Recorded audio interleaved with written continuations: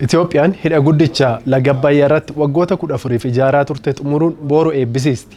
Sirna eebbaa kana irratti dursitoota biyyoota adda addaa dabalatee keessummoonni hedduun ni argamu jedhamee eegama. Waayilli Komaatii Olaanaa jiraattota magaalaa Adaamaa fi naannaa ishee miira isaanitti dhaga'ame gaafatee jira. Isaan irraa dhageenya. Dr. Salamoon Xuruuneen jedhama. Ittaanaa Pirezidaantii Bulchiinsaa fi Misooma Yuunivarsiitii Saayinsii fi Teknooloojii Adaamaati.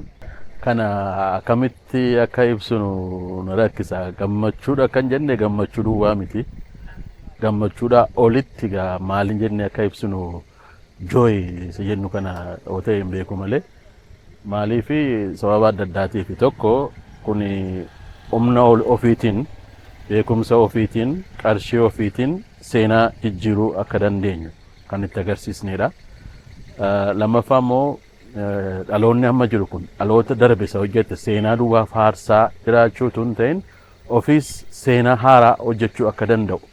Seenaan haaraa inni hojjetu immoo biyya keenya duwwaadhaaf tun ta'in akka Afrikaattis fakkeenya ta'uu kan danda'u, akka ardii keenya irrattis fakkeenya ta'uu kan danda'u. Kana hojjechuu keenyatti dhugaadhaaf gammachuu guddaatu natti dhaga'ama. Hidha kuni jireenya haadholii keenyaa jijjiira.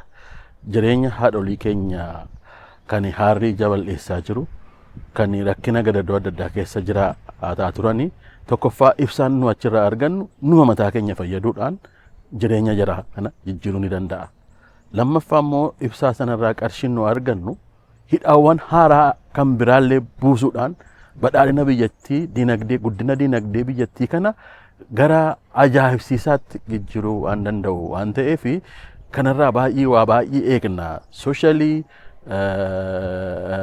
kanarraa eegnu jira, akka hawaasummaatti kanarraa eegnu jira, akka dinagdeetti kanarraa eegnu jira, akka dippiloomaasiitti illee kanarraa eegnu jira.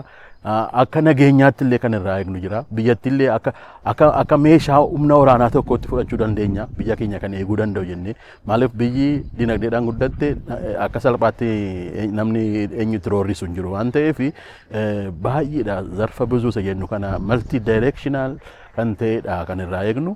Kun immoo for sure mirkanaa jedhee yaada. Maqaan koo Laggasaa Kabbadaan jedhama. Kanan jiraadhu magaalaa Adaamaa aanaa Tsaddachaa Araaraa. Baay'ee ijoollee toote dhaloota amma dhufu kana baay'een itti gammadaani. Mataa koo idimeen koo 57 idimee koo kanaan dhuma idimee kooti kanaan kana arguun koo anu akka dhaloota har'a dhaladheettan of laala anumtuu mataa kooti.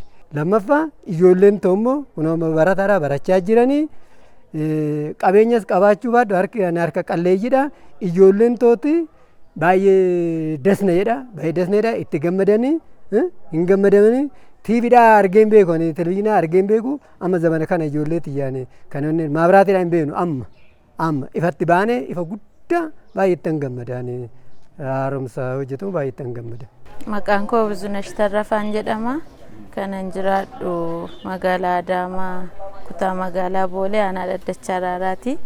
Egaa dhugaa dubbachuu fi gammachuu nuyi qabnu baay'ee guddaadha. Akka salphaatti dubbannee ibsachuuf irra kana keessumaa dubartoonni fi haadholiin naannoo baadiyyaa jiraatan kun kana dhaga'uun mataan isaa gammachuu guddaadha. Baay'ee dhalootaafis bakka akka itti ibsinu irra kana biyya keenyaaf waan guddaadha. Biyyi keenya akka biyya kamiyyuu of dandeessee gama ibsaa of danda'uurrayyuu darbee waan biraaf abdii guddaa waan irraa qabnuuf gammachuu keenya akka itti ibsinu baay'ee nutti ulfaata. Egaa dubartoonni baay'ee miidhamoodha. Ammayyuu waan kasalaaf qoraaniin hojjetamu kanarratti humni keenya bakka anumti yoo na argite dafqaan oola. Sababni isaa kasalaa afaarsaan oola asiifachi bakka baay'ee baasii addaaf illee saaxilamaa humnaan illee dadhabaa oola. Haadholiin keenya kana booda ni furamu innee yaadna. Qoraan kunis kasalli kunis nurraa hafee gammachuudhaan haala saffisaa fi ammayyaa ta'een kana booda hojii kamiyyuu hojjennee ni milkoofne jedhee yaada. Maqaan kiyya Shamsiyaa Galgaluu jedhama. Dhasinqee Shamsiyaa Galgaluu jedhama. Kan jiraadhu aanaa Tsaddachaa Araaraa kutaa magaalaa Booleeti. Hidhi laga Abbayyaa kuni baay'ee nu gammachiisa. Maaliif kuni qabeenya keenya keessaa qabeenya tokkoffaa bara uummanni Oromoo sirna guutuu itti argatee itti gammadee itti boonee itti ifaajee isaa ittiin galma geeffatu waan ta'eef gammachuu guddaa nu dhaga'ama.